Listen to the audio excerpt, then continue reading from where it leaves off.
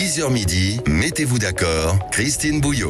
Et bonjour à toutes, bonjour à tous, ravi de vous retrouver pour cette matinée encore à passer ensemble. Pensée particulière à vous, habitants qui êtes sous le vent, la tempête, cette tempête Nils, avec ses dégâts considérables et ses foyers privés de courant. Soyez extrêmement prudents ce matin et encore une bonne partie de la journée. Courage particulier également à toutes les équipes. On pense à vous dans les départements, les routes, les communes, chez les agriculteurs aussi, où on est en train de tenter de dégager les routes et les chaussées, les câbles électriques, cette tempête Nils qui continue de frapper. On y reviendra tout au long de la journée et dans nos rendez-vous d'information sur Sud Radio. Soyez extrêmement prudents si vous devez vous déplacer absolument. Ce matin, au sommaire, je me tourne vers vous, Félix Mathieu, bonjour. Bonjour. Vous êtes venu en courant ? Oui, je suis un peu essoufflé. C'était dur. C'était dur. Oui, parce qu'on va parler de nos enfants qui ne savent plus courir. Bah oui, effectivement, les tests de 6e n'ont pas été mirobolants. Ils ont du mal à courir plus de 5 minutes, voire même plus de 3 minutes pour beaucoup d'élèves de 6e. Ils ont beaucoup perdu en endurance. Oui, et je cherche quelques adultes autour de moi. Je pense qu'ils auraient du mal à courir plus de 5 minutes pour récupérer le bus, par exemple. C'est possible. Bonjour Gilles Gansman. Quel enchaînement. Oui. Vous allez bien ? Oui, je ne suis pas sûr de rattraper le bus. Mais voilà.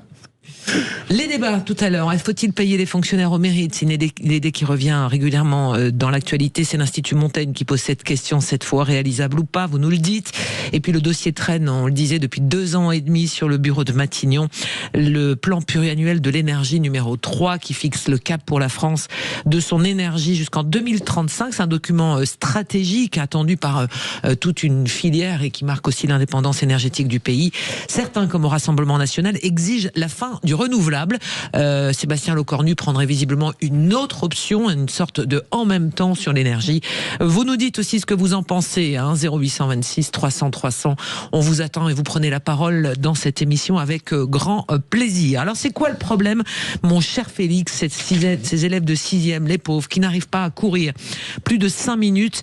Pourquoi l'endurance de nos petits s'est-elle à ce point dégradée ces dernières années? Bah oui, depuis une quarantaine d'années, les enfants ont perdu près de 25% de leur capacité cardiovasculaire selon l'estimation de la Fédération française de cardiologie. Et effectivement, il y a eu cette illustration, la dernière en date, ces derniers jours. La moitié des élèves de 6e seulement ont réussi à courir plus de 5 minutes au test de la dernière rentrée. On parle pas de courir hyper vite, c'était aux alentours de 9 km/h ces tests. Pire, même 2 élèves sur 10 se sont arrêtés avant les 3 minutes de course lors de ces évaluations à la rentrée au collège. Il semblerait que les élèves en moins bonne forme physique d'ailleurs soient plus nombreux dans les milieux plus modestes. Seuls 25% des collégiens de REP ou REP+, de l'éducation prioritaire, ont eu un niveau jugé satisfaisant lors de ces évaluations en éducation physique et sportive à l'entrée en 6e. 25% seulement donc en REP et REP+, contre 43% dans les autres établissements plus favorisés. 43%, ce qui est d'ailleurs, même pour ces établissements un peu plus favorisés, c'est pas mirobolant non plus. 43%, non. On va voir ça avec notre invité dans un instant, mais écoutez, nos camarades de la télévision qui sont allés faire un reportage, Gilles Gansman, sur ces élèves. C'était M6 qui est allé voir pourquoi les enfants n'arrivent plus à courir. On les écoute. Le sport pour ces élèves de 6e, c'est 4 heures par semaine au collège. Les horaires, ça va, juste faut changer les sports là. On court trop, ça fait trop mal aux mollets. Courir, c'est chaud. Tellement chaud que le niveau des 6e s'essouffle. Il est satisfaisant pour à peine 1 élève sur 2 en force musculaire et en vitesse, et c'est pire en endurance. Seulement 1 élève sur 3 a un niveau correct. Courir 5 minutes sans vous arrêter, vous êtes capable ? Ça dépend de la vitesse. On peut pas faire un sprint pendant 5 minutes. C'est un peu épuisant des fois. Oui. En plus, les profs, ils en demandent trop. On fait de notre mieux. Faire de son mieux, surtout que les performances sportives sont très liées au milieu social des élèves, d'après l'enquête du ministère de l'Éducation nationale. Payer des licences sportives, etc., faut avoir les moyens. Benjamin Nouvian, professeur de PS dans un collège, s'inquiète pour la santé de ses élèves. En fait, on leur fait un test tout simple de souplesse, d'aller essayer de chercher nos pieds en étant les jambes tendues. On a plein d'élèves, ils descendent à peine en dessous des genoux, en fait, en termes de raideur, qui est un peu inquiétante, effectivement. L'enquête montre aussi un écart de niveau en fonction du sexe. À l'âge de 11 ans, les filles sont encore moins sportives que les garçons. Alors, c'était un son BFM. Alors, un résultat, Félix Mathieu, qui pose la question de la sédentarité. On vient de l'entendre, vous venez de nous le dire. L'exposition aux écrans, la malbouffe, est-ce que c'est tout ça et plus encore? Bah oui, il y a quelques signes quand même qui donnent un peu l'air du temps. Le nombre de fast-food en France, c'est un autre chiffre qui est sorti il n'y a pas si longtemps. Vous pouvez manger des fast-food et courir plus de 5 minutes. Hein. Oui.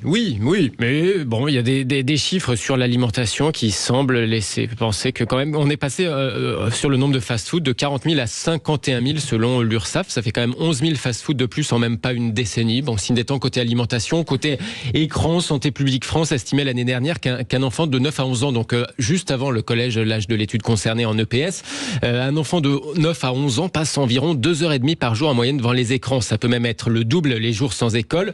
Et ça s'aggrave ensuite beaucoup plus à l'adolescence, à l'heure où on a son premier smartphone.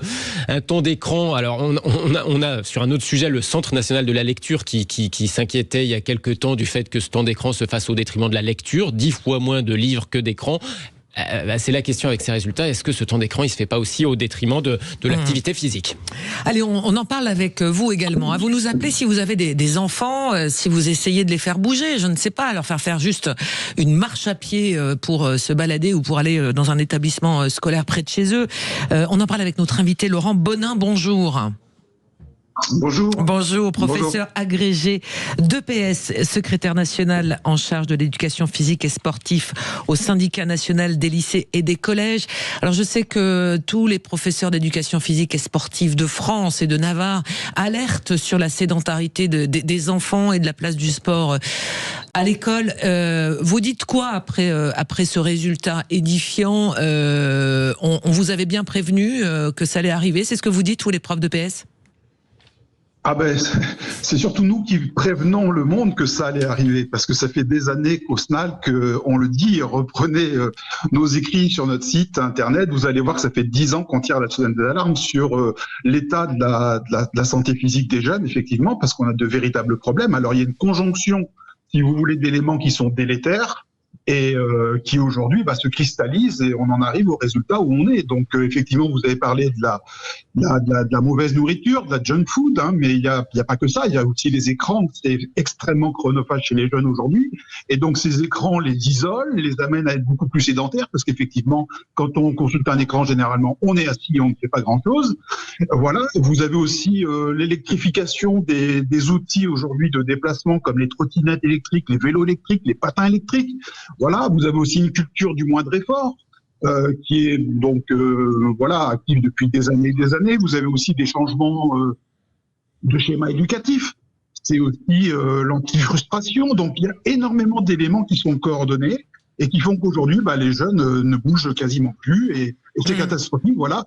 Et bravo pour la mise en place de ces tests qui donnent en fait une photo assez déplorable malheureusement, mais finalement très réelle de ce qui se passe sur le terrain. Est-ce que l'école peut tout? On en parlait tout à l'heure avec Patrick Roger quand on présentait ce sujet. Est-ce que l'école est le seul lieu où on peut remettre les enfants en conditions physiques? Quelle est la place du sport à l'école? La vision qu'on en a, nous, la société, est-ce que ça peut être une solution pour pallier ces résultats catastrophiques qui vont avoir une incidence sur les adultes de demain?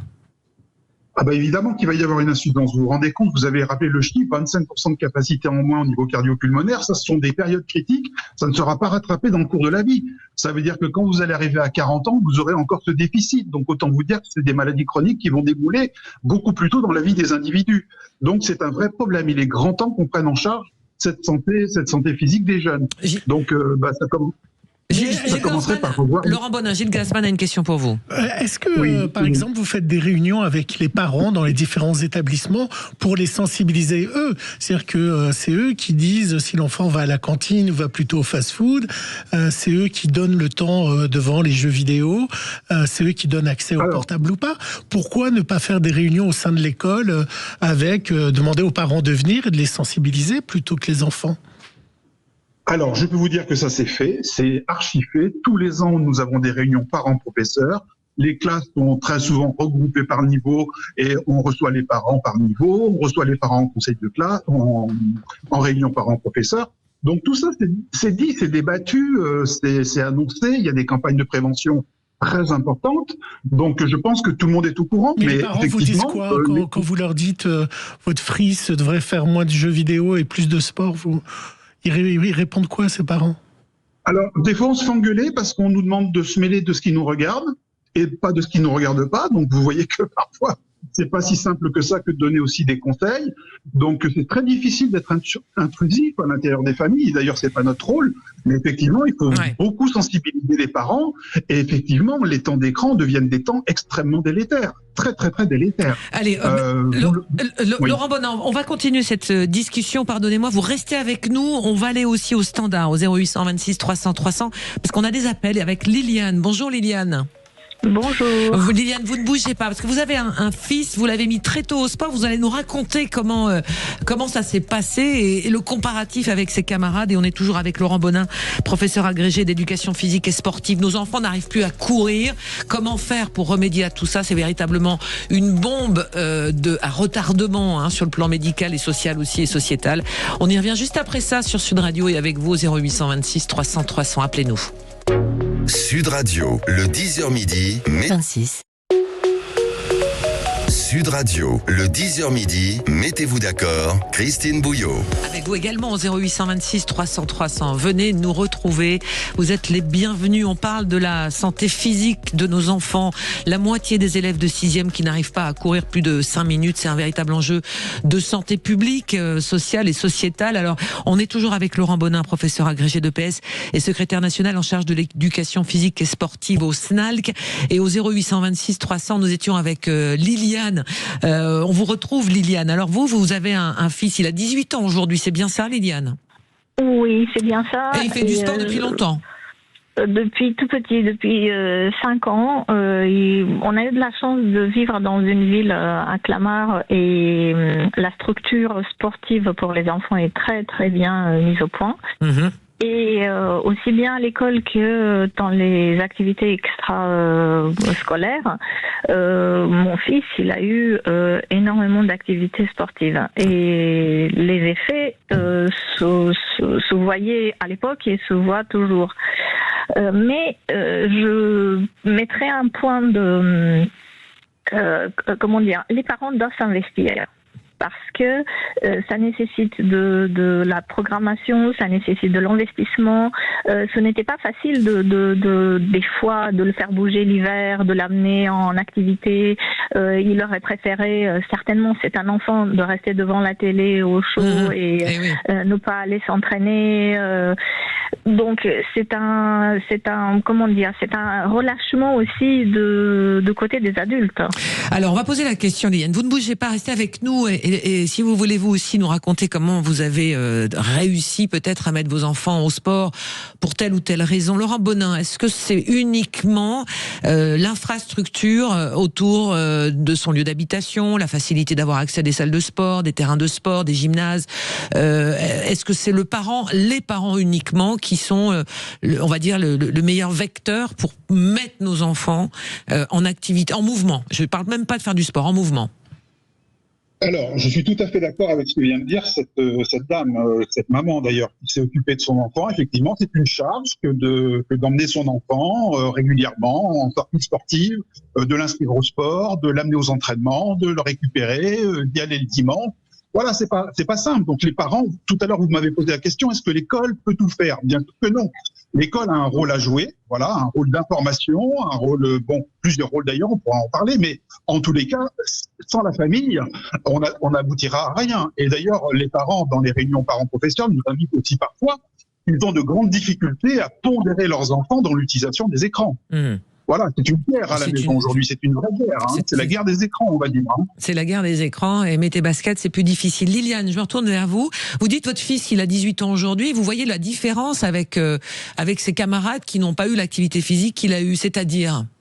Oui, parce que premièrement, il a toujours cherché, il a eu un téléphone très tard parce que ça ne les intéressait pas parce qu'ils étaient tout le temps en entraînement ou sur les terrains ou dehors à être ensemble. Et premièrement, c'était ça. Et ensuite, sur son état physique, il est pratiquement jamais malade. Ah oui, c'est effectivement un constat que beaucoup font aussi, Liliane.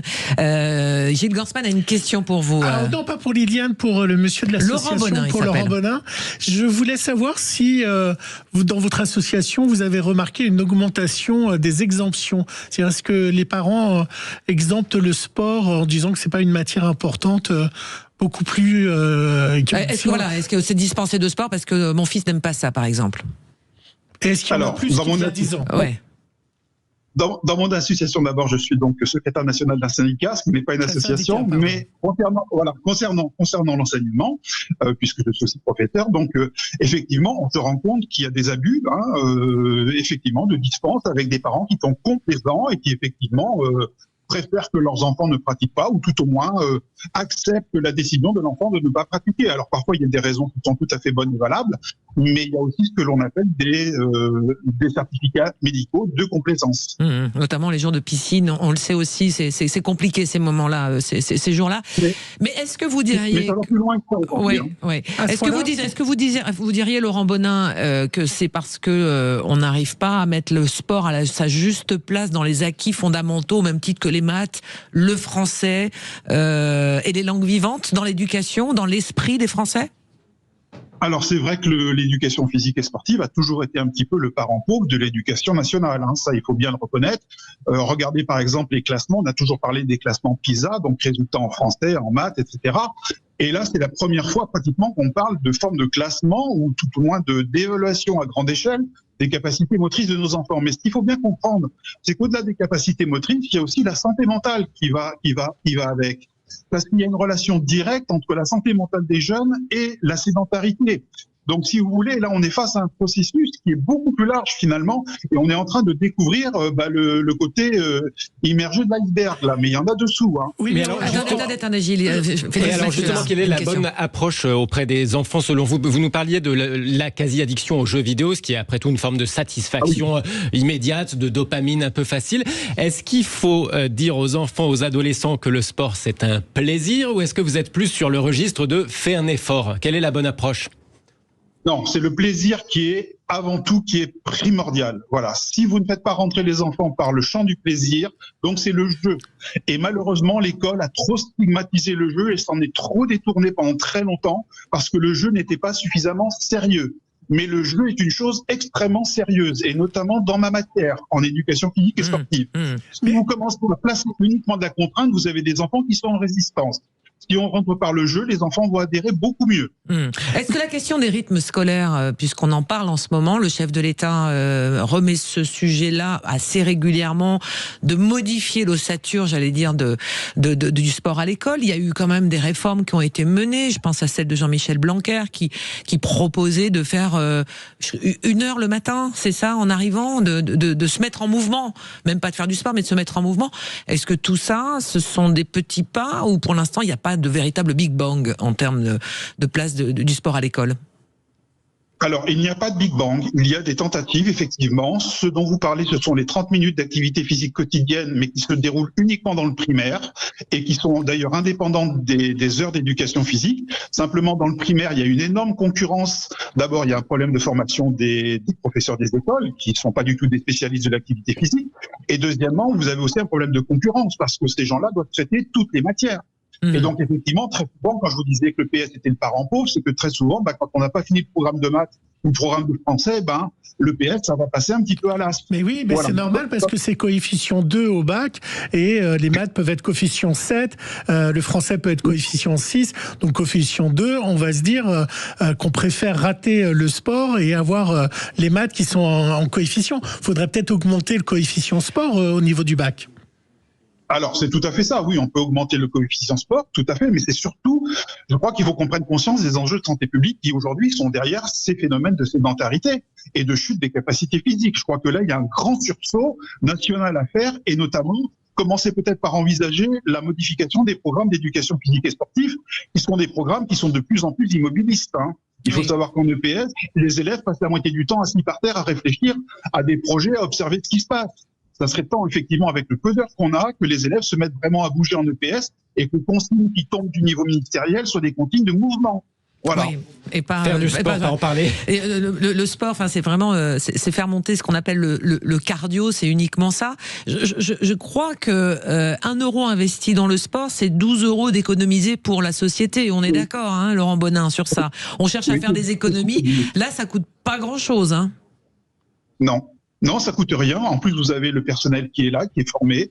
Les profs d'éducation physique sont extrêmement bien formés. Il y a des heures pour le faire. Certes, on peut regretter qu'en lycée, il n'y ait que 2 heures. En 10e, il y en a 4. On peut quand même faire des choses. On aimerait bien qu'il y ait une heure de plus en lycée. Mais en tous les cas, si on modifie les programmes, je vous garantis qu'on peut obtenir des résultats au niveau du développement des capacités physiques bien meilleurs que celles qu'on a actuellement. Quel est le pays pour vous rêvé sur la place du sport qui fait attention à la santé physique de ces jeunes? C'est les pays nordiques? Oui, les pays nordiques ont une bonne cote à ce niveau-là, mais vous savez, l'Espagne aussi est très très dynamique. Donc, je pense que c'est pas tellement en termes de comparaison qu'on a besoin de rêver, mais c'est plutôt en termes de réorientation et de volonté politique et sanitaire. Est-ce que là, le ministre de l'Éducation nationale, après cette étude qui a été publiée, la Fédération française de cardiologie, et ce résultat désastreux, il y a eu des touches avec vous, les professeurs de PS, les syndicats, pour essayer de se dire là vraiment, il faut qu'on inverse la tendance, comme on est en train de faire sur les écrans d'ailleurs? Alors non, on n'est pas en train d'inverser la tendance, on vit sur certaines choses qui ont été mises en place comme les 30 minutes d'activité physique quotidienne en primaire, 2 heures de sport supplémentaires, en REP plus pour les élèves vraiment en difficulté, mais c'est très marginal. Donc en fait, on est encore dans une espèce de routine, une espèce de routine qui se poursuit. En revanche, il y a une prise de conscience. Ça, c'est sûr et certain. Édouard Geffray l'a clairement dit. Il y a 3 grands objectifs actuellement et la santé mentale et physique des élèves en fait partie dans l'éducation nationale. Donc, il y a une prise de conscience. Maintenant, il faut mettre des moyens derrière et si on n'a pas plus de moyens, il faut transformer les pratiques. Comment vous expliquez qu'il n'y ait pas eu un effet Jeux Olympiques 2024, des Jeux Olympiques à Paris?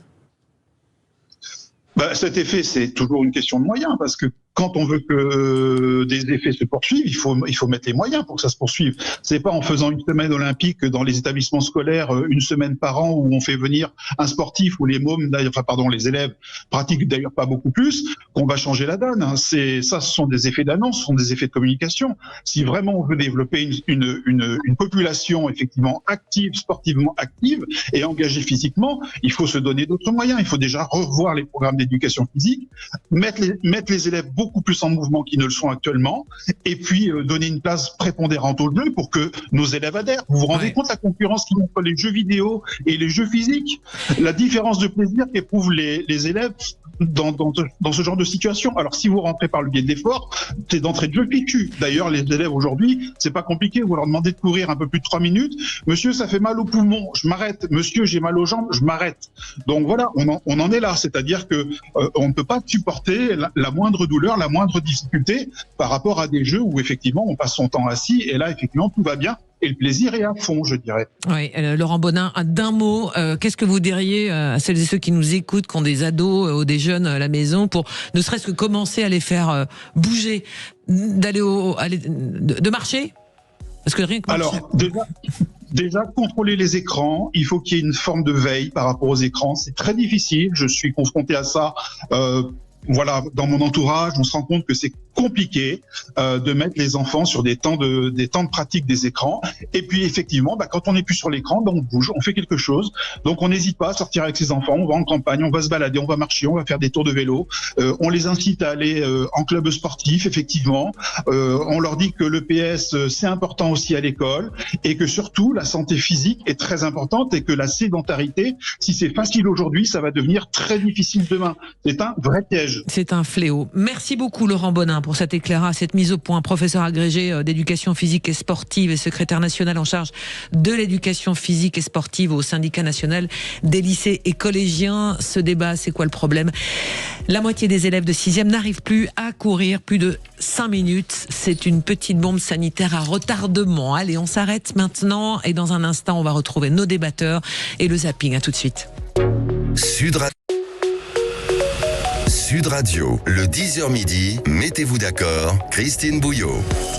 avec nos débatteurs qui viennent de s'installer dans ce studio et on va les saluer tout de suite. Mathieu Bachelon, bonjour Mathieu. Bonjour Christine, bonjour à tous. Communicant, président de M2B Conseil, Alex Darmon. Bonjour Alex. Bonjour Christine. Journaliste politique avec votre chaîne YouTube, notamment les Indécis. Philippe Coy, bonjour Philippe. Bonjour. Buraliste, vice-président de la CPME et Alexandra Spinner. Bonjour Alexandra. Bonjour. Enseignante déléguée spéciale en charge du décrochage scolaire à la région Île-de-France. Alors avec vous, dans un instant, on va évoquer cette question. Faut-il rémunérer les fonctionnaires au mérite? Et puis la stratégie énergétique de la France. Peut-on se passer ou faut-il se passer du renouvelable à l'heure où le gouvernement va publier donc son projet de loi pluriannuel de l'énergie, ce troisième volet qu'on va découvrir dans un instant. Mais tout de suite, c'est l'heure du zapping. Gilles Gansman. On va démarrer par une petite polémique, Christine et nos chers débatteurs. Le gouvernement prône, alors non pas une interdiction, soyons clairs, mais une limitation de nos consommations de viande, de laitage et de charcuterie pour des raisons écologiques. Et évidemment, qu'est-ce qui représente la France? Le laitage, la viande et la charcuterie. Alors évidemment, ça fait polémique. Explication. Le gouvernement appelle à une limitation de la consommation de viande et de charcuterie. 2 ans après l'avoir repoussé, le gouvernement a publié la stratégie nationale pour l'alimentation, la nutrition et le climat. Ce document, censé définir l'action du gouvernement d'ici à 2030 pour une alimentation saine et moins émettrice de gaz à effet de serre, préconise finalement une limitation de la consommation de viande et de charcuterie et non une réduction. Le mot réduction figurait dans le projet initial et était défendu par le ministère de la Transition écologique. Mais il avait entraîné un premier blocage. Le terme de limitation dans la consommation de viande lui avait ensuite été préféré. Mais ce remplacement avait entraîné un second blocage par Matignon qui souhaitait remplacer l'idée de réduction par une consommation de viande équilibrée, mais aussi une consommation suffisante et limitée de poissons et de produits laitiers. Bon, ça fait polémique. Là, elle nous a expliqué, la jeune fille, ce qui n'allait pas dans tout ça. Est-ce que le gouvernement est dans son rôle de préconiser, c'est Philippe Coy, ces gestes de bonne santé? C'est l'État parent pour tout le monde. Enfin, après, quand on va chez son médecin, en général, quand on a des problèmes de santé, il nous fait une petite liste de choses qu'il vaut mieux éviter, le fromage, sérieux, excusez-moi de le dire, est-ce que l'État doit réglementer la consommation de mes laitages, de ma charcuterie? C'est une recommandation. Oui, une recommandation, ça donne une inspiration. Sous le prisme de l'écologie, je crois qu'aujourd'hui, il y a d'autres sujets beaucoup plus importants pour nous tous, Français, au quotidien, et les auditeurs. Je pense que l'écologie est un sujet de société. C'est pas en réglementant le bol de lait que je prendrai et la tranche de charcuterie que je mangerai demain matin que je vais régler forcément tous mes problèmes. Il y a certainement d'autres solutions. C'est un sujet, mais pas pour l'État et certainement pour l'ensemble des citoyens eux-mêmes. Qui veut réagir? Mathieu. Oui, je suis assez d'accord avec ça. En plus, on a l'impression que cette annonce arrive un peu comme un cheveu sur la soupe, dans un timing qui est très bizarre, en pleine crise agricole, ou alors qu'on sait que la majorité des Français ont du mal. À la veille d'ouverture du salon de l'agriculture. Je dirais, c'est pas mais est-ce qu'il ne vaut pas mieux moins de viande française, à la limite, qu'il y ait moins, en fait, que d'acheter du steak brésilien. Sur le fond du message, en plus, mais sur le fond du message, à la limite, ça peut se comprendre. On va pas dire, on n'est pas là pour dire que il faut que les gens fassent n'importe quoi. Après, il y a aussi la question de la responsabilité individuelle de chacun, mais ça, c'est un autre sujet. Mais il y a surtout aussi le fait de se dire que dans une période où la filière agricole a de gros problèmes, les problèmes qu'on connaît, que les Français ont du mal à se nourrir, ont du mal à joindre les deux bouts. On en a déjà parlé plusieurs fois ici sur ce plateau. Arriver comme ça avec un yaka faucon en disant ah oui, mais il faudrait que les Français soient plus responsables et limitent leur consommation de viande, quand on sait qu'il y a quand même pas mal de personnes, notamment dans les quartiers populaires, dans les milieux populaires, qui ne peuvent même pas s'acheter de viande. Donc de toute façon, eux, ils n'en mangent pas, mais pas pour des raisons écologiques, mais pour des questions financières. Je trouve que c'est un petit peu. Vous savez, Christine, ça me fait un peu penser à Marie-Antoinette qui disait si les Français ne peuvent pas manger de pain, ils n'ont qu'à manger la brioche. Oui, non mais... Alexandra, alors bien devant votre micro. Moi, cet état nounou tentaculaire qui veut se mêler de tout, je trouve que c'est insupportable. Je crois que déjà, si l'État pouvait très simplement s'occuper de ceux dont il a la charge et de le faire correctement, les choses iraient peut-être mieux. Les Français, comme vous venez de le dire, ont du mal à se nourrir correctement. Je vous rappelle quand même que des enfants ne mangent de la viande qu'à la cantine. Ça, c'est une réalité de notre pays. Alors maintenant, la carte d'identité ou la carte de rationnement pour manger de la viande ou pas, il faut arrêter. Je veux dire, on a les médecins pour nous indiquer ce qui est bon ou pas pour notre santé. On peut aussi responsabiliser les gens. Il faut arrêter. Arrêtons ce délire. J'ai pas d'avis particulier, je connais pas assez le sujet. Je suis un peu d'accord avec tout ce qui a été dit sur le plateau. Je pense que l'État qui fait effectivement la nounou, c'est le bon terme, sur ce qu'on doit manger, pas manger. Dans le contexte actuel, quand il y a des slogans derrière les publicités. Non, mais moi les slogans, moi je suis pour les 5 fruits et légumes, tout ça, et faire attention. C'est des messages éducatifs que l'on peut recevoir et d'ailleurs qu'on applique. Voilà, être accompagné, je suis d'accord. Visiblement non, on vient de faire un sujet sur les enfants qui n'arrivent plus à courir parce qu'ils sont absorbés par la malbouffe et les écrans. La société aujourd'hui, les 5 fruits et légumes, on en joue, on en rigole. Enfin, ça commence à s'infuser dans le comportement. Là, cette disposition, préconisation, ça infantilise encore plus le citoyen. Et je crois qu'à force de rabaisser l'État qui donne des consignes, enfin, c'est pas le bon moyen d'accompagner une prise en considération du sujet. On l'a pour les matières grasses avec le cholestérol. Maintenant, c'est pour l'écologie. Je vais faire juste une parenthèse. J'ai vu un reportage il y a 48 heures très intéressant sur la 5, notamment sur l'alimentation animale et l'agriculture avec le lin. Le lin qui est une ressource formidable. La France est le premier producteur de lin en haute qualité et notamment la graine de lin donnée à l'alimentation animale permet de diminuer les émissions de gaz à effet de serre, pardon. Voilà peut-être une solution. On pourrait plus se pencher. Que le lin coûte beaucoup plus cher que les autres. Oui, mais très savoir. Donc, on va se faire juste sur le fond, c'est pas bon de manger trop de viande non plus. Donc, on peut dire que chacun doit faire ce qu'il veut, ou quoi que ce soit. Mais c'est connu aussi, parce qu'on parle des 5 fruits et légumes. C'est pas bon de manger trop de viande pour l'organisme. Très bien pour nous dire ce que vous faites dans votre consommation. Moi, ça m'intéresse de savoir ce que les auditeurs pensent de cette polémique. Il a raison, c'est vrai c'est ce qu'on disait tout à l'heure. Mais on n'est pas là pour dire que il faut que les gens mangent de la viande en permanence tout le temps, se gavent de charcuterie et tout. Le vrai sujet, pour faire le lien avec ce que vous disiez sur la question du sport et notamment l'alimentation des jeunes, c'est je vous invite à aller dans certains quartiers et d'aller voir les chaînes de fast-food qui sont mises à disposition, notamment des jeunes. C'est pas dans certains quartiers, c'est un quadrillage. Je rappelle quand même une célèbre enseigne de fast-food qui veut un fast-food à une demi-heure de tous les Français. Et encore, cette célèbre enseigne de fast-food qu'on ne citera pas, mais nos auditeurs voient, et vous aussi sûrement, quelle elle est quand même en réalité, d'un point de vue nutritionnel, bien meilleure par rapport à ce qui se fait aujourd'hui. Oui, mais ça, tout dépend. Tout dépend la dose. Vous pouvez faire un fast-food une fois de temps en temps. Exactement. Et puis il faut voir tous les midis. La culture gastronomique telle qu'elle est proposée à certains jeunes, c'est-à-dire la culture de la quantité, du poulet frit, des tacos, des sauces. En réalité, la viande, si elle est de bonne qualité et si elle est bien préparée et si elle est en quantité raisonnable, elle est bonne pour l'organisme. La question, je pense que le gouvernement devrait se poser plutôt que des questions il faut pas manger de viande pour des questions écologiques, c'est-à-dire quelle offre on peut proposer, notamment aux jeunes générations, pour se nourrir sainement.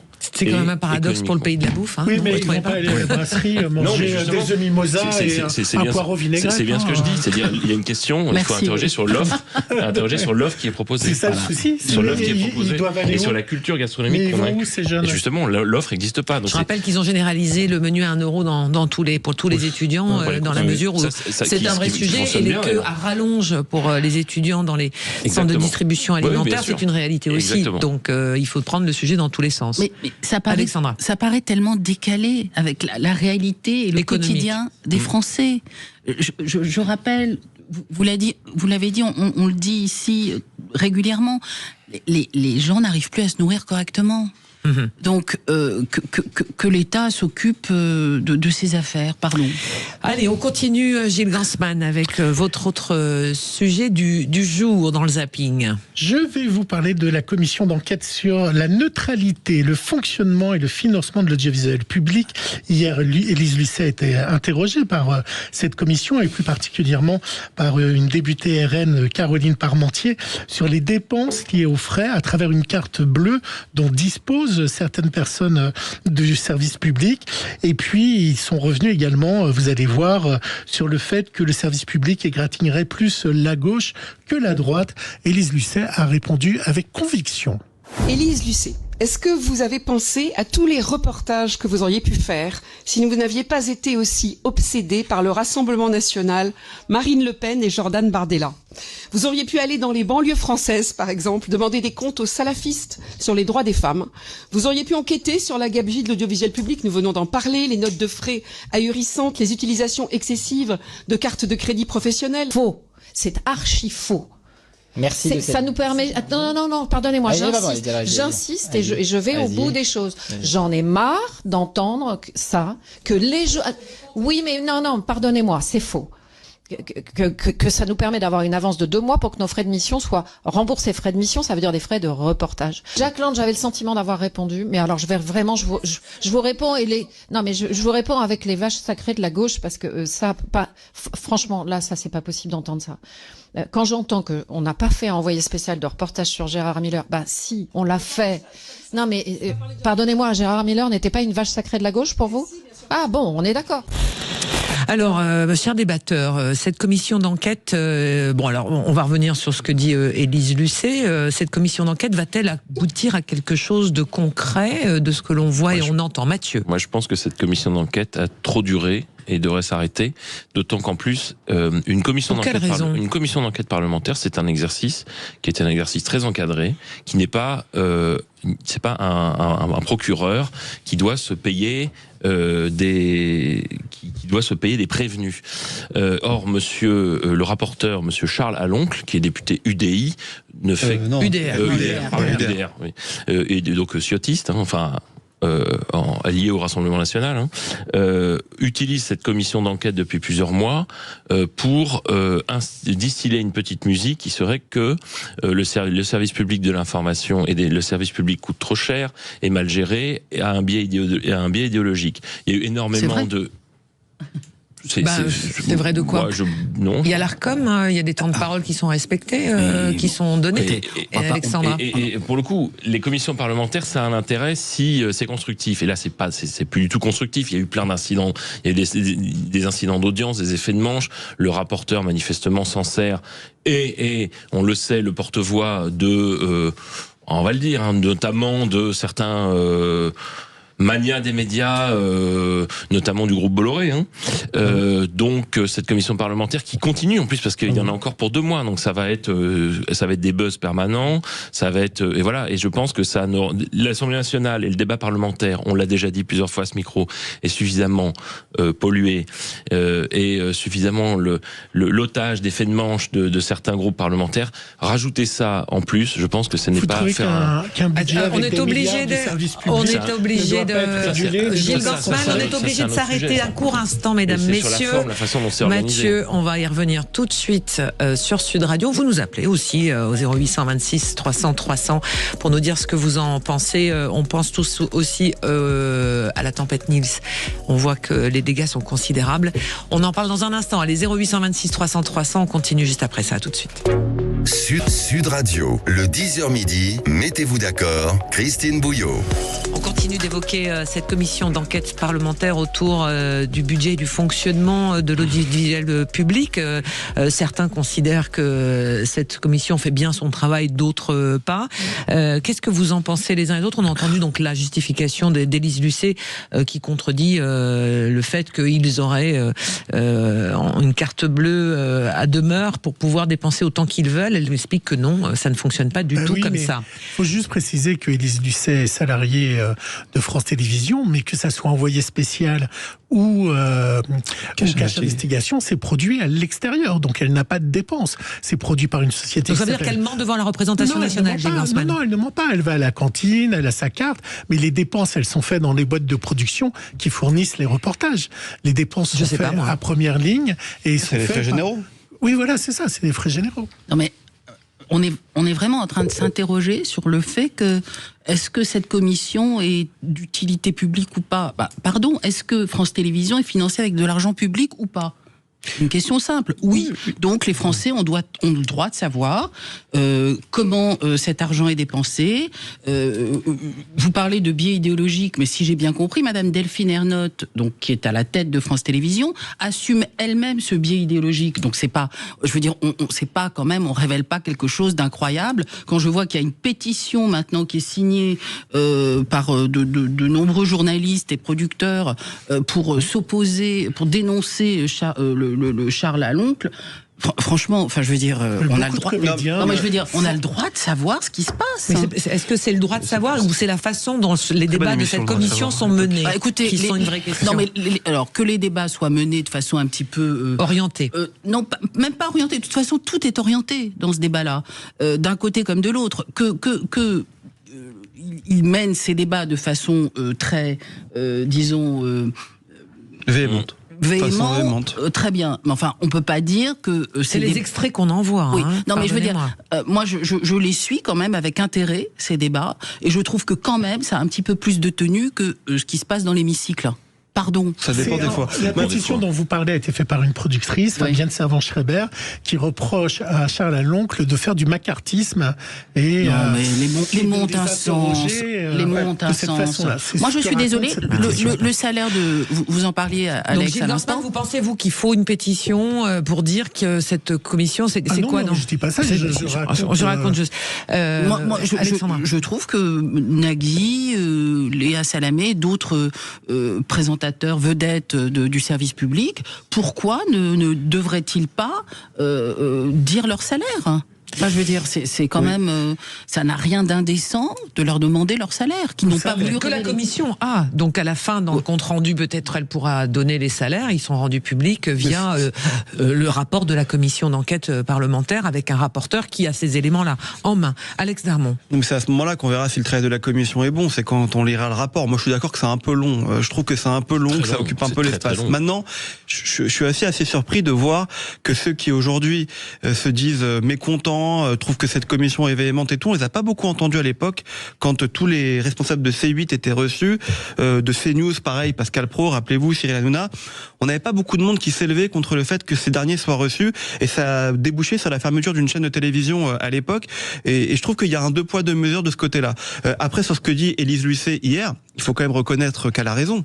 Pardon, mais il y a eu des reportages qui ont été faits très justes. Elle parlait de Gérard Miller, mais quand vous voyez le reportage il y a 2 semaines, le cache d'investigation qu'elle présente sur le cas de harcèlement sexuel dans les écoles, elle s'en prend carrément à la gauche. Je veux dire, elle s'en prend carrément à Anne Hidalgo et Patrick Bloch qui sont mis vraiment en accusation dans ce reportage-là. Je me rappelle d'un reportage qui avait été fait sur Jordan Bardella il y a quelques mois sur le service public. Sur complément d'enquête. Voilà. Il y a eu Chikirou juste avant. Donc il y a eu Mélenchon. Oui. Donc je trouve que de ce côté-là, après qu'il y a un biais idéologique, moi je suis personne pour le dire, qu'il y a un biais idéologique qui soit pris. Il est assumé par la présidente de France Télévisions. Non, mais de quelle manière? Je me souviens pas, Alexandra, qu'est-ce qu'elle a dit? Elle a dit on est de gauche? Non, mais non. Je vois que je pense que il faudrait retrouver les termes exacts. Je voudrais pas. Je me souviens pas. Pensez, c'était France Télévisions est là pour représenter non pas la France telle qu'elle est, mais telle qu'elle devrait être. Telle qu'elle devrait être. C'est une phrase. Moi, je sais pas dans quel contexte ça a été prononcé. C'est des phrases un peu... on peut faire 50 interprétations sur cette phrase, donc... non, mais après, moi, je ne connais pas, mais qu'il y a un biais idéologique. Encore une fois, juste quand on met les sujets qui sont traités de droite face aux sujets qui sont traités de gauche ou quoi... Sur ces questions-là, dans les questions qui sont posées dans cette commission d'enquête, est-ce qu'on a eu des éléments de réponse sur la fabrication, puisqu'on parle de biais idéologique, ce que vous dites, Alexandra, vous dites qu'il y a un biais idéologique assumé. Est-ce que dans ces commissions d'enquête, on a eu une explication ou une confirmation de ce que vous dites dans les réponses des interlocuteurs? Bah non, puisque certains ne veulent pas répondre. Les réponses gênées des interlocuteurs. Certains ne veulent pas répondre. Donc à partir de là, vous pouvez pas avoir d'éléments de réponse. C'est leur réponse. Questions, non mais les questions, et c'est leur droit de ne pas répondre d'ailleurs. C'est leur droit de ne pas répondre. Mais les questions ont été posées. Et comme on n'a pas de réponse, c'est aujourd'hui ça qui pose un petit peu problème et qui crée des tensions entre le président de la commission, dont on parle pas depuis tout à l'heure, on parle que de Charles-Henri Allot. C'est vrai. Jérémy Patrier. Voilà, Jérémy, le nom m'échappe. Mais c'est vrai que voilà, il y a aussi, il y a quand même eu des rappels à l'ordre sur le fonctionnement de cette commission. Il y a quand même Philippe Coy, parce qu'on vous a pas entendu. Alors, écoutez, je suis pas l'expert du sujet, mais je me dis d'abord, c'est quoi la mission de cette commission? Parce que vous débattez entre vous, et je me dis que les auditeurs doivent bien suivre aussi ce débat. C'est quoi la mission première de cette Comment commission fonctionne le service public. Voilà. Après, je suis d'accord avec Alexandra. Il y a beaucoup d'argent en jeu sur l'argent public, bien évidemment. Qu'il y ait des améliorations et des vérifications, ça s'entend. Et c'est quoi le but, in fine? D'améliorer la qualité du service public, d'avoir des doctrines plus équilibrées, de pouvoir économiser sur le fonctionnement, parce que forcément, cette grande maison ou ces grandes maisons peuvent avoir des dépenses avec des journalistes, des stars. Enfin voilà, moi il y a toujours, et vous l'avez dit tout à l'heure, un peu de pudeur à parler de salaire, d'argent. C'est la France. Pourquoi il faudrait mettre au pilori le salaire de ces journalistes ou de ces chroniqueurs? S'ils veulent pas le dire, peut-être que le rapport le délivrera. Pourquoi se donner de l'émotion sur ces salaires-là, dont je ne connais absolument pas le niveau? On a moins d'émotion quand on parle de footballeurs qui gagnent aussi des millions. Parce que c'est le service public, monsieur. C'est le service public. Mais vous connaissez le salaire de tout. Non, mais vous connaissez. Non, mais ça, je suis d'accord. Mais vous connaissez le salaire de tous les, j'allais dire les intermittents, excusez-moi, de tous les fonctionnaires. C'est quelque chose qui est connu. On le sait comment fonctionne l'institution publique. Pourquoi des élus? Pourquoi vous n'auriez pas le droit de connaître le salaire de ces gens-là? Non, mais après, le rapport le définira. Ça changerait, question Alex, ça changerait quoi au bout du bout de savoir combien gagne telle ou telle personnalité? Moi, personnellement, je trouve que ça change. Moi, personnellement, moi, je n'ai aucun problème avec le fait qu'ils ne veuillent pas donner leur salaire. Là où j'ai plus un problème, et je pense que c'est à ça que doit servir la commission, c'est quel est le métier de chacun dans le service public. Est-ce que vous êtes présentateur? Est-ce que vous êtes producteur? Est-ce que vous êtes les deux? Et ça, je pense pas que dans notre entreprise, ça soit possible, que dans notre chaîne, c'est possible, mais c'est du privé, c'est du service privé. Et je pense que c'est à ça que doit servir la commission, Philippe. Je vous réponds. C'est de savoir comment fonctionne le service public et comment il doit fonctionner demain. Voilà, c'est tout. Après, on parle de service public, on parle que de la télévision, mais on pourrait aussi parler de la radio. Vous avez aussi une grande radio de service public, et d'ailleurs qui est première. Donc les résultats sont là aussi. Et c'est vrai qu'on se concentre beaucoup sur ce qui ne fonctionne pas. Le service public, c'est aussi TDF, c'est aussi l'INA, c'est tout ça, l'audiovisuel public. Et on se concentre beaucoup sur ce qui ne fonctionne pas. Et pas beaucoup sur ce qui fonctionne. Les audiences fonctionnent, il faut le dire, elles fonctionnent, donc ça marche. Mais par contre, c'est vrai que quelquefois, on peut se poser des questions. Est-ce que le péché originel finalement de cette commission, si on regarde dans le détail, c'est d'avoir un rapporteur qui a déjà donné son avis par rapport à sa ligne politique, qui est de dire il faut supprimer le service public. Est-ce que de mener une commission d'enquête en ayant déjà un a priori, est-ce que c'est pas bancal quelque part? Alors, sur l'idée de supprimer le service public, moi je trouve que c'est une idée délirante. Voilà. Le patron de TF1 est contre. Voilà. Je lisais un article hier de lui qui disait.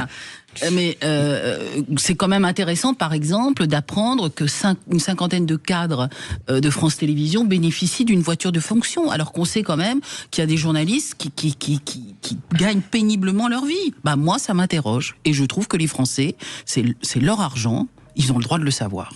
C'est tout. Mais oui, mais c'est pas du tout. Je vous vois me dire que c'est populiste. Mais non, mais pas du tout. Philippe Coy et Alex Darmon pour terminer. J'entends Alexandra, et c'est des procès d'intention. Y a-t-il des voitures de fonction? À qui ça sert? C'est malsain. Et dans l'esprit général aujourd'hui, qui est celui du pays, on oppose des gens, on flatte des catégories. Je trouve que il y a des gens qui ont des avantages, peut-être. C'est très bien. Faut-il les ordonner un peu mieux? Faut-il réguler, certainement, mais ne jetons pas en pâture à l'opinion publique des postes, des fonctions, des attributs, des avantages. Il y a quoi derrière? Je n'ai pas assez de recul. En tous les cas, soyons prudents. C'est Alex qui conclut en 10 secondes. La chose qui est importante, c'est de se dire, et je donne un exemple, que France Télévisions perd des programmes. Regardez le tour des destinations. C'est un programme qui est historique sur France Télévisions. C'est la première année que vous allez avoir des matchs du tour des destinations qui sont diffusés sur TF1 et avec l'équipe de France. Ça dit beaucoup quand même de la gestion. On se retrouve juste après l'info sur Sud Radio. On va ouvrir les débats. On va continuer à parler d'argent, puisque dans nos premiers sujets, on va parler des fonctionnaires. Est-ce qu'il faut les payer au mérite? Ça sera au menu de la... Sud Radio, le 10h midi, mettez-vous d'accord, Christine Bouillot. En compagnie d'Alexandra Spinner, enseignante déléguée spéciale en charge du décrochage scolaire à la région Île-de-France, Philippe Coy, buraliste, vice-président de la CPME, Alex Darmon, journaliste politique, et on vous retrouve également sur votre chaîne YouTube Les Indécis, Mathieu Bachalone, communicant et président de M2B Conseil. On en vient, si vous le voulez bien, à cette première question, à ce que publie l'Institut l'Institut Montaigne, qu'on qualifie de think tank plutôt libéral. Précisons les choses, hein, il y a l'Institut Jean Jaurès, enfin chacun a une couleur quand même politique, mais l'Institut Montaigne revient sur quelque chose d'intéressant. Il dit les agents publics devraient davantage être rémunérés au mérite. On parle d'argent. Alors, est-ce que pour que la fonction publique fonctionne mieux, il faudrait instituer une notion de mérite entre l'acte et les effets? C'est ce que dit l'Institut Montaigne. Qu'est-ce que vous en pensez? Est-ce que c'est déjà réalisable aujourd'hui de classifier, d'ordonner une notion de graduation de ce que réalisent les fonctionnaires? Alors, il me semble que le ministre en charge de la fonction publique de l'époque, donc c'était en 2024, je crois, c'était Stanislas Guerini, avait lancé un ballon d'essai à l'époque avec l'idée d'une consultation sur ce sujet. Et si mes souvenirs sont bons, les partenaires sociaux avaient refusé d'emblée cette éventualité. Et quand je disais les partenaires sociaux, c'était pas que la CGT ou Sud, c'est aller vraiment jusqu'à la CFDT. Donc là, c'est la question de la faisabilité. Si ça doit se faire en concertation. Il doit y avoir un vrai dialogue social. Voilà. Après, moi, je suis assez partagé et un peu réticent. Tout à l'heure, disait à juste titre le pays était suffisamment fracturé, que c'était pas forcément bon de vouloir toujours monter des catégories les unes contre les autres et de pointer du doigt tel privilégié et tout. Je pense quand même que derrière ce rapport de la très libéral think tank Montaigne, on a entendu trop. Il y a un petit peu cette idée-là. Après que que le fonctionnement dans la fonction publique, il faille modifier des choses, bien évidemment. Mais si on modifie la rémunération au mérite, à mon avis, il y a surtout une notion de mérite. À mon avis, il y a surtout la question des initiatives. Bon. On l'a tous connu, que ce soit dans des exécutifs locaux, dans des ministères, le fait qu'il y a plein de fonctionnaires qui ont énormément d'idées, qui ont envie d'avancer, et vous savez comment c'est, la hiérarchie a tendance à dire attention. Alors, est-ce que c'est une source de motivation supplémentaire? C'est pas tant le mérite que glorifier et mettre en avant les initiatives. Alors, Alexandra Spina. Oui, si il est question de valoriser l'engagement, de valoriser la performance, d'encourager l'investissement individuel, de récompenser l'innovation, la créativité, l'efficacité, s'il est question d'introduire une culture du résultat ou de mieux évaluer l'atteinte des objectifs, d'accord. Ouais, mais comment on évalue le mérite d'un enseignant, d'un policier, d'une infirmière? Comment ça se passe concrètement? Puis moi, je me méfie toujours de l'arbitraire. Voilà, parce que qui va décider de cela? Eh ben, c'est une vraie question à laquelle on n'a pas tranché. Je vous propose d'aller au 0800 26 300 300. On va retrouver Michael qui nous a appelé. Bonjour Michael. Bonjour. Oui. Vous le mérite, oui, mais vous mettez des garde-fous quand même. Non, mais bien sûr, le mérite, je suis d'accord avec vous. Là, j'entendais une phrase qui était exacte sur la police et tout ça, qui leur donne du mérite. Déjà, la police est mal vue et bon, ça, c'est un autre point. Moi, j'ai pas travaillé dans ces domaines-là directement. J'étais dans la fonction publique territoriale en Île-de-France. Le premier problème que moi je rencontre dans tout ça, c'est les fonctionnaires de catégorie B. Et tout ce qui est catégorie C, c'est qu'on a pris pendant des années des personnes qui étaient des gens qu'on avait besoin, qui travaillaient des mairies, qui ont fait du social, et qu'on a laissé en fait dans leur état de catégorie C. Dans leur état. Ça veut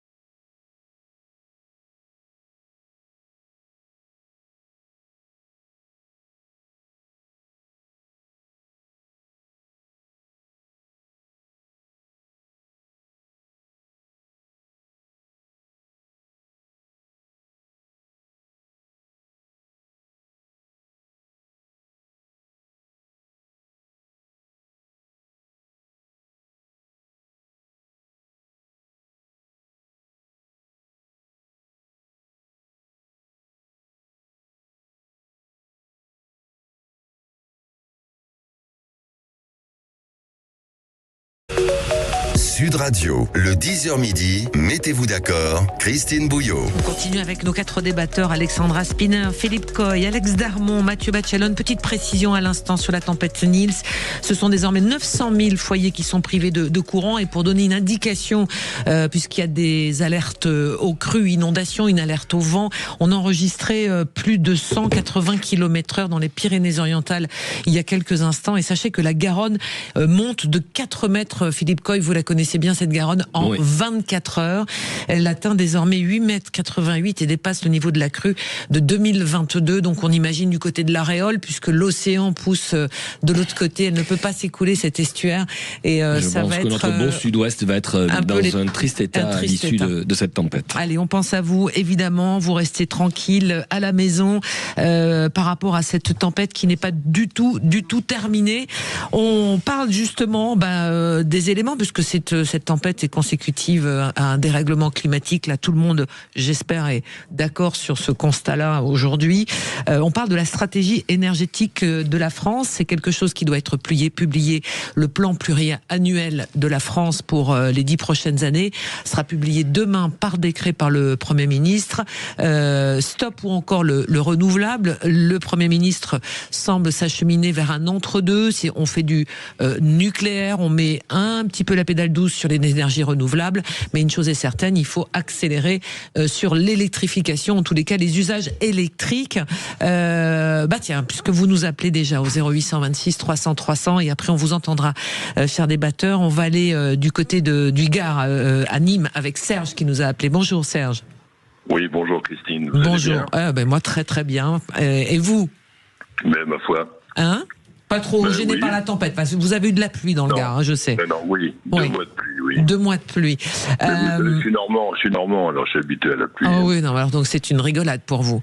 Vous dites, alors vous êtes consultant en énergie, précisons-le, et vous dites stop aux énergies renouvelables. C'est-à-dire?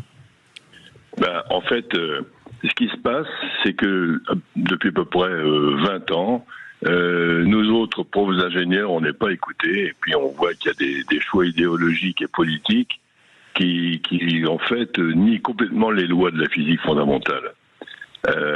Moi, j'ai eu l'honneur de jeune ingénieur de sortir d'école et puis de participer. Où ça vous étiez, si c'est pas indiscret? Aux arts et métiers. Aux arts et métiers. Il y a combien de temps, Serge? J'ai commencé à travailler dans le nucléaire en 73. En 73, donc au démarrage finalement des centrales nucléaires véritablement plein pot. Ok. Donc vous dites stop aux énergies renouvelables parce que ça n'est pas.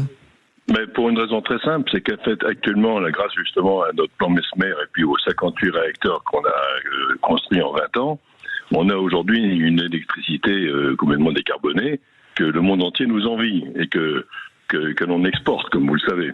Le problème, c'est que là, on a depuis une invasion de gros parcs éoliens et puis solaires qui font que nos réacteurs, qui sont pas faits pour faire du yo-yo, ils sont obligés de, comme les autres, les énergies ont priorité d'accès au réseau de façon scandaleuse. Nos réacteurs sont obligés de faire du yo-yo, monter, descendre.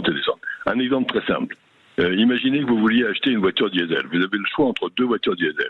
Il y en a une qui a 1000 km et qui a fait 2 fois 500 km. Ok ? Et il y en a une autre, la même modèle, qui a 1000 km, mais qui, elle, a fait 200 fois 5 km. Ouais. Laquelle allez-vous acheter, très franchement? Oui, non, mais ça, c'est évident qu'on va aller au plus offrant, mais par rapport aux objectifs et à la trajectoire, en tous les cas, aux événements, donc vous dites il faut rester sur du nucléaire et vous faites partie sans doute de ceux qui disent il faut arrêter et faire un moratoire sur les énergies renouvelables. Je rappelle, les énergies renouvelables aujourd'hui, c'est 80 000 emplois en France et dans la filière, on s'inquiète justement de dire si on met le pied sur le frein sur les énergies renouvelables, quelle sera notre indépendance énergétique? Le gouvernement devrait proposer 6 nouveaux EPR de 2e génération. Ils sont pas encore sortis de terre. Alors que pensez-vous, chacun d'entre vous, sur ce moratoire énergétique qui est capital en termes d'indépendance énergétique, Mathieu?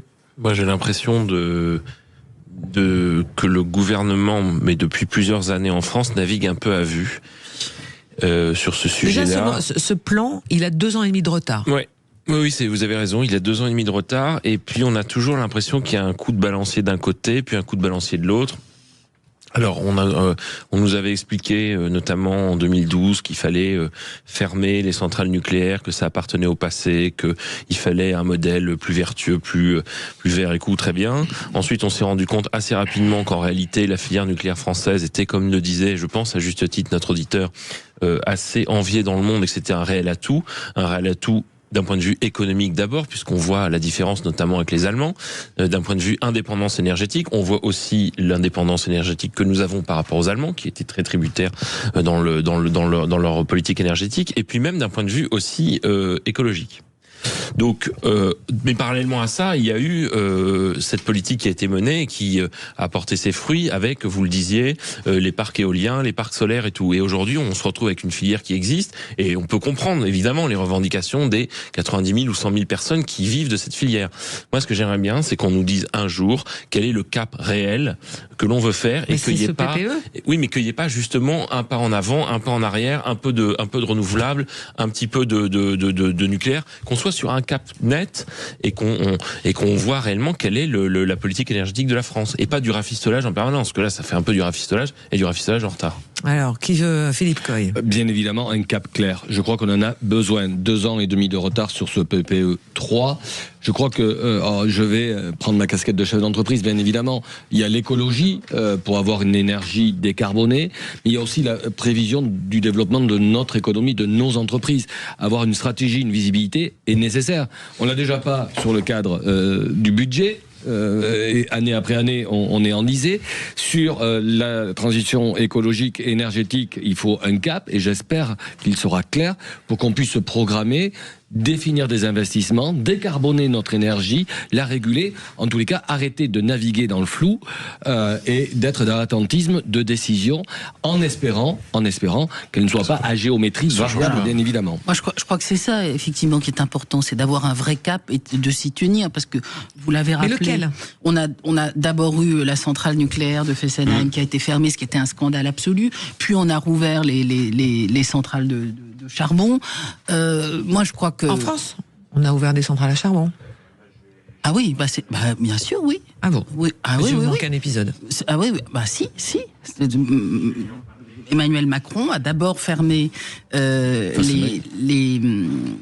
Fessenheim, et puis ensuite a évoqué l'idée de rouvrir D'accord. Si, absolument. Ça, c'est... Évoquer l'idée ou fait? Évoquer l'idée. Ah oui, non, mais vous parliez de cap. Oui. Naviguer à vue, avoir des idées tous les jours. Donc, je crois qu'il faut aussi penser à la facture d'électricité des Français. C'est un sujet, ça. Mais est-ce qu'il faut rester dépendant du gaz russe ? Non, mais c'est ça le... Non, mais la facture d'électricité des Français, comment on fait? L'électricité est produite aussi par le gaz. Sur l'Allemagne. Est-ce qu'il faut rester dépendant des autres, ou est-ce qu'on se dit... C'est pour ça qu'on a donné du retard sur le plan, pardon, mais ça vous aura pas échappé qu'il y a eu 2 guerres. Notamment une qui nous concerne directement, qui était la guerre en Ukraine. Ce qui était valable il y a 2 ans et demi, 3 ans, n'est plus du tout valable aujourd'hui. Moi, je crois que le débat, il est même pas de savoir s'il faut avoir des énergies renouvelables. Bien sûr que oui, il faut avoir des énergies renouvelables dans les années qui viennent. On le sait qu'ici à 2050, il faut des énergies renouvelables. La vraie question, c'est de savoir comment on les intègre au dispositif actuel, parce qu'on a aussi besoin du nucléaire. Voilà, c'est tout. Le cap, il est là. C'est de faire un mix entre les deux, le mix énergétique qu'on appelle de nos voeux depuis des années. C'est de le faire et de le construire correctement. Et au milieu de tout ça, maintenant, depuis 2 ans et demi, de réussir à être indépendant. Bon, voilà, je pense que le cap, il est là. Le plan qui va être proposé d'ici à 10 ans, de toute façon, on va pas se mentir, sera modifié en 2027 selon le nouveau président de la République qui arrivera.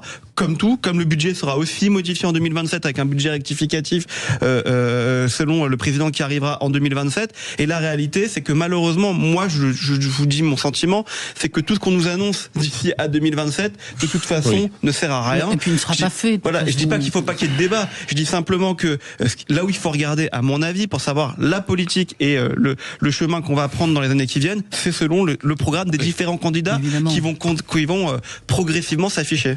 Je vous propose, on s'arrête un court instant, on prend notre souffle et on continue quelques minutes sur ce sujet, sur ce plan pluriannuel de l'énergie, ce cap qui doit être fixé pour les 10 prochaines années pour le pays, avec du renouvelable, du nucléaire, du gaz. On va voir ça avec vous, à tout de suite. Sud Radio, le 10h midi, mettez-vous d'accord, Christine Bouillot. Allez, tournez les éoliennes. Non, je rigole. Il y avait un débat dans ce studio, je l'explique entre nous tous, sur la beauté ou non d'une éolienne. Voilà. Eh ben, je trouve ça pas beau. Or, l'éolienne seule, ça peut aller. Des champs d'éoliennes sur des crêtes et des collines et dans des champs, c'est une bonne énergie, mais en tous les cas, ça défigure nos paysages. C'est pas les beaux moulins qu'on a pu connaître dans nos campagnes, si on en voulait un peu à la nostalgie. C'est une bonne énergie, mais ce sont des verrues dans les paysages français, quoi. C'est affreux, affreux. Affreux, moi, je suis d'accord avec ce qu'ont dit nos amis, ça dénature les paysages. Ouais. On en parlait pendant la pause. Pour ceux qui connaissent la très belle arrivée sur la Méditerranée, une bonne centrale nucléaire entre Carcassonne et Narbonne, et ceux qui connaissent les monts du Minervois, qui sont et un champ de photovoltaïque avec des éoliennes partout, ça dénature cette belle campagne de l'Aude. Non, mais on a mis du temps, par exemple, sur le photovoltaïque à imposer quelque part sur tous les toits des bâtiments, des supermarchés, etc., qui soient en photovoltaïque. Aujourd'hui, il n'y a plus un parking qui n'est plus équipé. Ça, ce sont de bonnes dispositions sur mais on a mis du temps quand même. Dans les supermarchés, qu'il y ait des ombrières avec des panneaux photovoltaïques. Et voilà. Après, il y aura l'autre sujet, comment on traite ce panneau à un moment qu'il sera un déchet.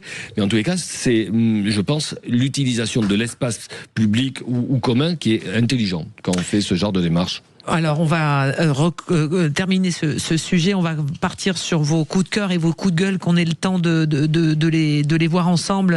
Philippe, puisque vous avez la parole, vous voulez un coup de projecteur sur nos centres-villes et la difficulté. On se refait pas mais les défenseurs du commerce de proximité, et on est à quelques semaines, pour pas dire un mois des élections municipales. Ça s'emballe dans tous les sujets, recréer le café du commerce, le lien social, recréer une attractivité dans nos centres-villes, centres-bourgs, quelle que soit la taille des communes. Et bien évidemment, souvent on remet la faute sur l'élu local, et pas que. Et je le dis en tant que commerçant, en tant qu'investi sur la défense de ce commerce de proximité.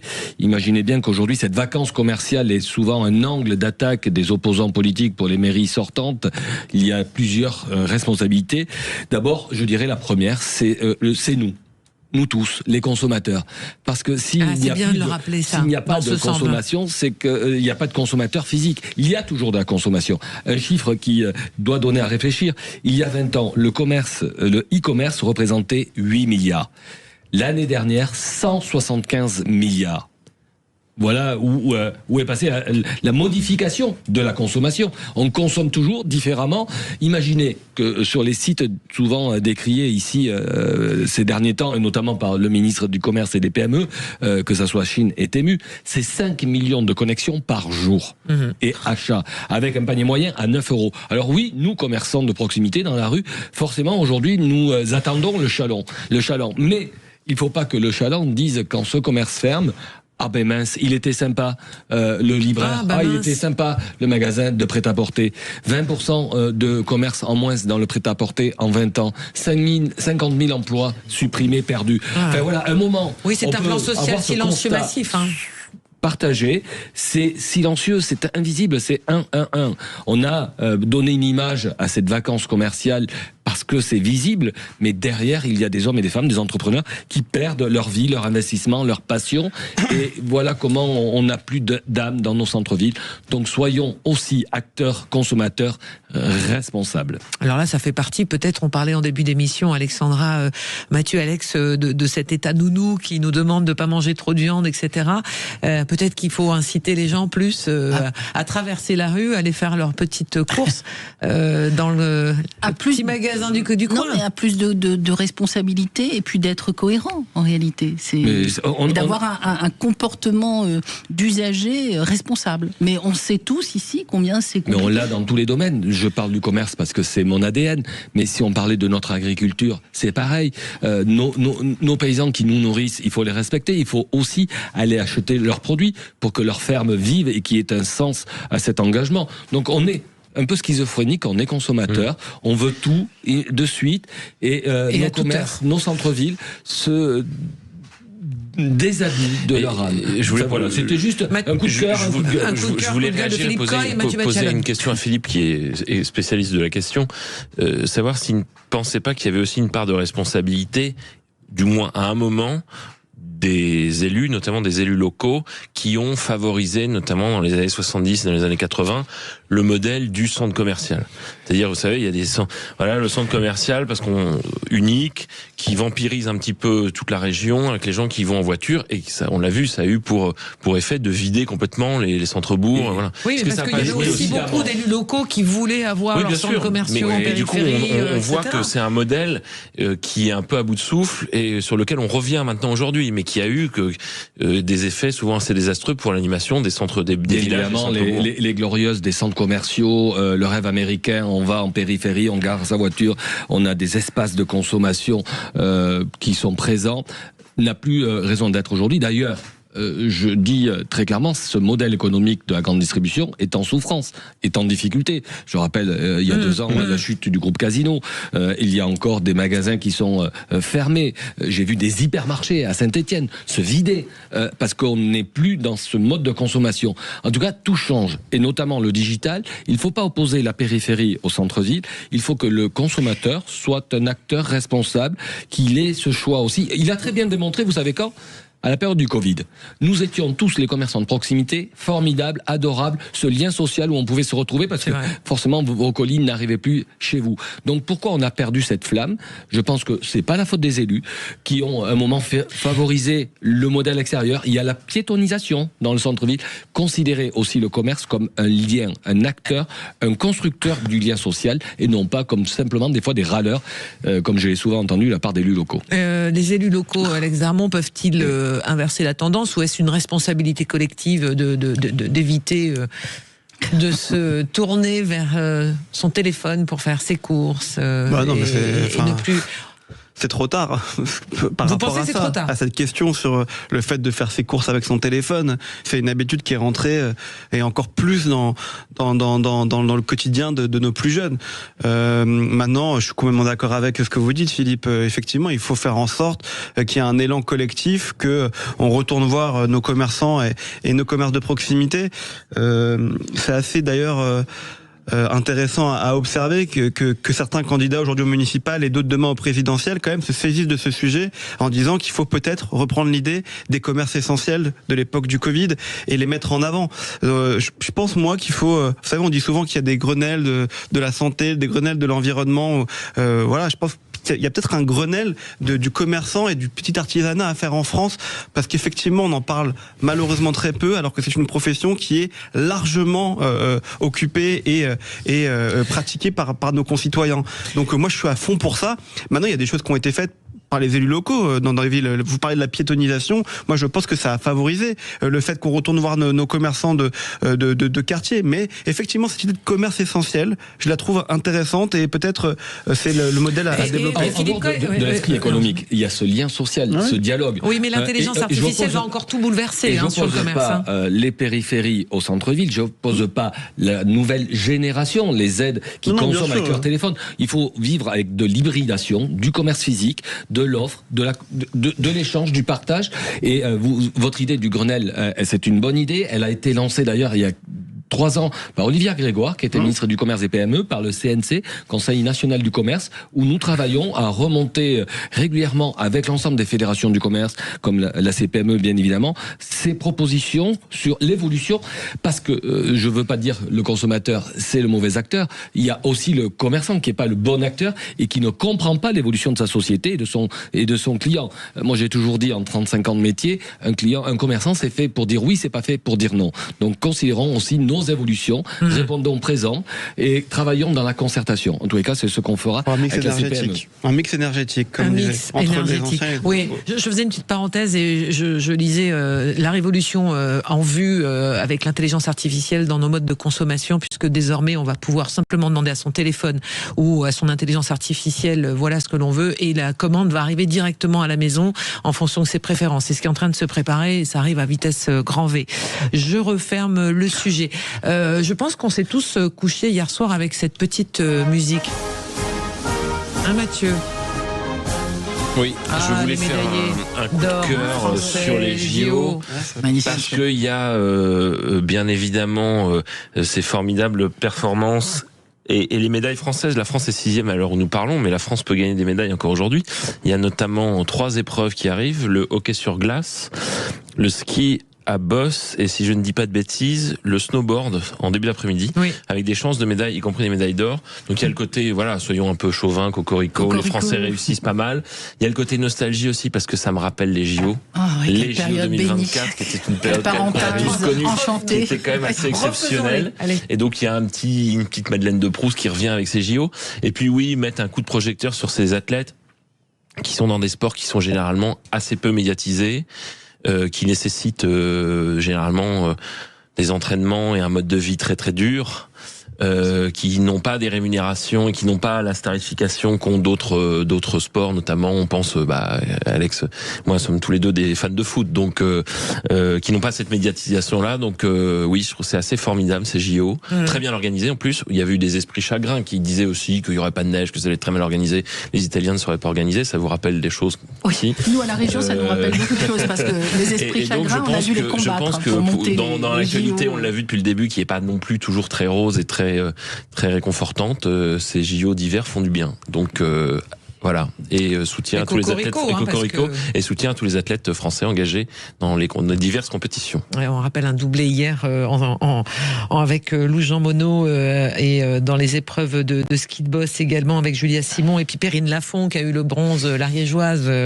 qui a décroché 8 ans après sa médaille d'or, et également hier soir c'était absolument fabuleux, Guillaume Cizeron et Laurence Fournier-Baudry, médaillés d'or d'un cheveu devant le couple américain. Je sais pas, vous avez regardé leur performance, Alex Darmon. Non, vous n'êtes pas très patinage artistique. Je suis pas très JO d'hiver. Ah, mais je sais pas je ce m'en qui doutais. est. Donc, voilà. Donc, on peut rajouter un ballon quelque part. Il y a du curling, il y a le hockey. C'est plus les sports de ballon qui m'intéressent. Mais après, je trouve ça formidable, effectivement. Moi, j'ai regardé. D'abord, je pense que 6e, c'est super. Et s'il y a des échanges de médailles aujourd'hui, c'est formidable. Donc, et j'ai vu que Madonna avait félicité nos compétiteurs français hier au patinage. Absolument. Et Alec Baldwin aussi. Pour leur qualité. Alec Baldwin aussi. Voilà. Donc c'est assez sympa, et je sais pas si malheureusement je suis comme Alex, et il manque peut-être un peu de public. Je ne sais pas l'audimat que cela fait. Je connais pas. Il y a très belles images, il y a de très belles disciplines aussi qu'on peut découvrir, et c'est vrai que la nostalgie de Paris 2024, on l'a tous. Alors il y a les Alpes 2030 qui arrivent. Du cerveau. Oui, mais alors ça c'est un autre sujet. Mais là on va pas faire nous-mêmes les esprits chagrins, mais ça vous aura pas échappé qu'il y a visiblement des petites tensions sur la ligne pour l'organisation, mais ce sera parfait sûrement en 2030. Ah ben on l'espère en tous les cas. On continuera de suivre ça aujourd'hui, bien sûr, ces JO dans les rendez-vous d'information. On s'arrête un court instant, on continue avec vos coups de cœur et vos coups de gueule de l'actu. Vous nous appelez aussi, vous, au 0826 300 300. On est en compagnie d'Alexandra Spinner, Philippe Coy, Alex Darmon et Mathieu Bachalone jusqu'à midi. À tout de suite. Sud Radio, le 10h midi, mettez-vous d'accord. Sud Radio, le 10h midi, mettez-vous d'accord, Christine Bouillot. En compagnie toujours de nos 4 débatteurs sur ce plateau, Alexandra Spinner, Philippe Coy, Alex Darmon, Mathieu Bachalone, et avec vous également, vous le savez, au 0826 300 300. On continue avec les coups de cœur et les coups de gueule. Alex, un coup de cœur pour une campagne municipale, Alex Darmon, et Alexandra pour terminer après. Oui, enfin, plus que pour une campagne municipale, c'est pour un jeune garçon, Amine Kessafi, qui a 22 ans, qui est un jeune militant écologiste et surtout anti-narcotrafic à Marseille. C'est une voix qui s'élève dans une ville qui est marquée par la violence et surtout les réseaux de drogue. À l'origine de son combat, c'est des drames personnels. C'est d'abord la perte d'un grand frère qui a été tué dans la spirale des trafics. Et ensuite, il n'y a pas longtemps, en novembre 2025, il a perdu un autre frère, son petit frère, cette fois-ci, qui a été assassiné selon les enquêteurs pour assassinat d'avertissement. Il ciblait à la base les tueurs, Amine lui-même. Malheureusement, il faut le dire, c'est pas une histoire isolée. Ce qui est arrivé à Amine, puisque vous avez environ 370-400 homicides ou tentatives de meurtre liées chaque année en France au trafic de drogue. Mais ce que je trouve fort dans le combat de Amine Kessafi, c'est que c'est à Marseille qui prend la voix, qui ose parler. Il a pas peur. Marseille, on sait que c'est quand même le centre historique du trafic de drogue, et il rappelle à chaque fois quand il prend la parole que chaque chiffre qu'on donne, et ce que je viens de faire aussi, c'est un visage, c'est une vie qui a été tués. C'est une famille, la sienne en l'occurrence, qui est dévastée. C'est un point de deal qui est créé et il n'a pas eu d'autre choix. C'est ce qu'il explique, que de devenir militant pour faire parler de Marseille autrement que de la violence ou que de ce trafic de drogue. Et voilà, moi, mon coup de cœur ce matin, il est pour lui, parce que je trouve que ce garçon, il est jeune, il a 24 ans, il a encore subi une tentative apparemment d'assassinat il y a quelques jours, alors qu'il prenait la parole dans une réunion publique. Il a pas peur, il est debout, il reste debout, malgré le chagrin qu'il le touche, avec sa famille, malgré les menaces, il est toujours présent, il parle toujours, il ose toujours dire les choses et dire les vérités. Et je trouve qu'il est debout aussi pour Marseille. Et ça, c'est formidable. Qu'on aime ou qu'on n'aime pas cette ville, c'est quand même la deuxième ville de France. Et il reste debout pour Marseille. Et il fait en sorte qu'on ne retienne pas Marseille que pour des chiffres, que pour de la drogue, mais aussi pour le changement. Et moi, je comprends pas aujourd'hui que des hommes politiques, que des femmes politiques ne se mettent pas avec lui, ne parlent pas de ce sujet, que ce soit pas une cause nationale, que tout le monde sur tous nos plateaux de télé, c'est un môme de 24 ans qui est menacé parce qu'il lutte contre le trafic de drogue après avoir paru 2 frères sur cette thématique-là. Et on en parle, mais quand il y a des manifestations, il y a à peine 5000 personnes dans la rue. J'habite pas à Marseille. Si j'habitais Marseille, je vous jure que je serais à toutes ces manifestations. Et moi, j'aimerais que ça soit un sujet de campagne à Marseille. Ça ne l'est pas. Ça ne l'est pas, ou très peu. Et j'avoue que j'arrive pas à comprendre. Donc moi, mon coup de cœur, il est pour lui, et mon coup de gueule, il est contre les politiques publiques qui, depuis des années, disent on va lutter contre le trafic de drogue, et je suis désolé, pardon de le dire, ne font rien. Voilà. C'est vrai beaucoup disent, d'ailleurs, tous les acteurs qui tentent d'expliquer tous les méfaits de la drogue, il n'y a pas de slogan. Il y a des campagnes contre l'alcool, le tabac, des campagnes publiques sur les psychos addictifs, c'est-à-dire toutes les consommations de drogue diverses et variées. Il n'y a quasiment aucune campagne de sensibilisation des autorités publiques. Ouais, c'est vrai que c'était une vraie question là-dessus. Je ne sais pas si on peut dire aucune. Oui, voilà. J'allais apporter aussi cette nuance. Je fais juste une parenthèse et je rebondis sur le sujet très important qu'Alex a présenté, bien évidemment. Mais je me dis, pour connaître ce secteur, je suis pas marseillais, je suis béarnais, mais en tant qu'ancien président des buralistes, j'ai souvent été amené à aller à Marseille soutenir mes collègues. Le trafic de tabac, c'est pas une légende, c'est une réalité. D'ailleurs, les douanes du port de Marseille viennent de saisir 16 tonnes il y a 8 jours. Voilà. Et on est à la croisée des chemins entre narcotrafic et trafic du tabac, le grand banditisme, la deuxième mafia, tout cela est là. Les politiques le savent, le disent. Je m'interroge juste, peut-être en ayant froid dans le dos, n'a-t-on pas déjà trop attendu et perdu la bataille ? Quand on voit la place qui est prise par toutes ces organisations. Ce matin, j'étais appelé par un collègue à Marseille qui est victime de rackets et qui nous demande à l'Action sociale de l'aide financièrement parce qu'il ne peut plus exercer son métier. Voilà, on en est là aujourd'hui. Les politiques sont mobilisées et l'action du jeune que tu viens de mettre en lumière doit être soutenue encore plus, bien évidemment, parce qu'elle dénonce au grand jour ce que beaucoup disent trop bas. Moi, je partage le coup de cœur d'Alex. Je crois que quand on entend ce jeune homme, quand on le voit là, debout, si courageux, on est tous Marseillais, en fait. C'est vraiment, ce gosse, il est extraordinaire. J'espère que la classe politique française va entendre sa voix. Et au-delà de Marseille, parce que c'est des messages que toute la France, toutes les villes sont aujourd'hui au cœur de ce problème. Ouais, le courage hallucinant de ce garçon, et rappeler qu'il est aujourd'hui, il a une protection policière, il est quasiment autant protégé qu'un chef d'État.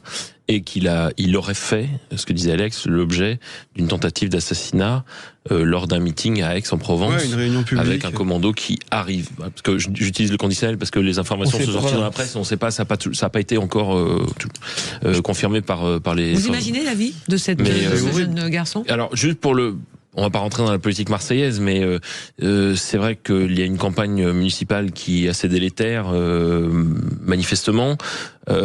Il a quand même le soutien, puisqu'il a rejoint la liste du maire sortant, donc de Benoît Payan, avec lequel ils entretiennent visiblement, ce que j'ai vu dans un article de presse, une relation assez forte d'amitié, voilà.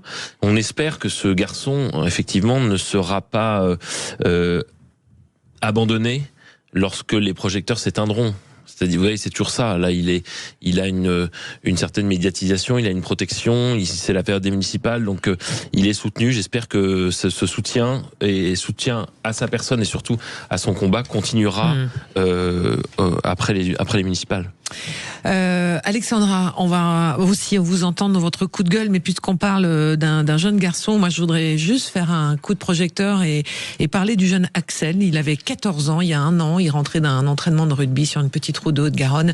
Il avait tout ce qu'il fallait, son casque, son gilet, il faisait pas nuit noire, il pleuvait pas, mais il a eu le malheur de croiser un chauffard qui était justement sous l'emprise de l'alcool, de stupéfiants, et Axel n'a eu aucune chance, et je pense à ses parents Ingrid et Arnaud qui depuis un an attendent le procès de ce chauffard qui a lieu donc aujourd'hui devant le tribunal de Toulouse avec comme chef d'inculpation homicide routier, ce qui change juste la donne puisque voilà, et ben voilà, c'est une façon aussi de rappeler que quand on prend un volant on a des responsabilités, et par pitié quand vous prenez votre volant, pensez toujours qu'il peut y avoir un petit Axel en face de vous qui arrive, qui a rien demandé et qui se retrouve percuté de plein fouet.